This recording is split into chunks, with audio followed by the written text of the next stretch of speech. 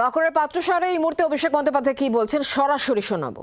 যারা বাংলা ভাষার অস্তিত্ব অস্বীকার করেছে তাদের যোগ্য জবাব দেওয়ার ভোট।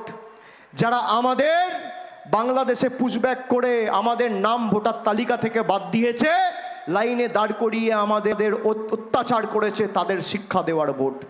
মোদির যখন ইচ্ছা হয়েছে কখনো নোটবন্দির নামে গরিব মানুষকে লাইনে দাঁড় করিয়েছে, কখনো এসআইআরের নামে মানুষকে লাইনে দাঁড় করিয়েছে, কখনো অপরিকল্পিত লকডাউনের নামে মানুষকে লাইনে দাঁড় করিয়েছে, কখনো এলপিজি গ্যাস কিনতে মানুষকে লাইনে দাঁড় করিয়েছে। যখন ইচ্ছা হয়েছে রিমোট কন্ট্রোলের বোতাম টিপে মানুষের অধিকারের টাকা আটকেছে। তাই লাইনে দাঁড়ানোর প্রতিবাদটা লাইনে দাঁড়িয়েই দিতে হবে, আর রিমোট কন্ট্রোলের বোতামের প্রতিবাদটা ইভিএমের বোতাম টিপে আগামী দিন দিতে হবে। যখন 4 তারিখ ভোট বাক্স খুলবে তখন বিজেপির নেতারা যখন ব্যালট বাক্স দেখবে চারিদিকে খালি জোড়া ফুল আর জোড়া ফুল, আর পদ্ম ফুলের নেতারা যেন চোখে সর্ষে ফুল দেখে, এটা আমাদের সুনিশ্চিত করতে হবে। তাই আপনার আসুন, শ্যামলদি এখানে আসুন, এদিকে আসুন, কল্লোল আসুন।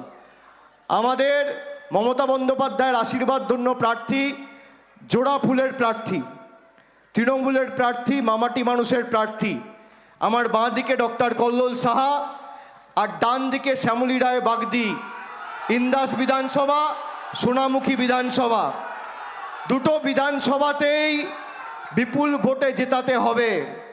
আর কয়েকটা এখানে আপনাদের দাবি ছিল, আমি জানি আপনাদের একটা এই শালী নদীর পাড় ঘিরে যে বাইপাসের দাবি ছিল, আর সুপার স্পেশালিটি হাসপাতালের দাবি ছিল।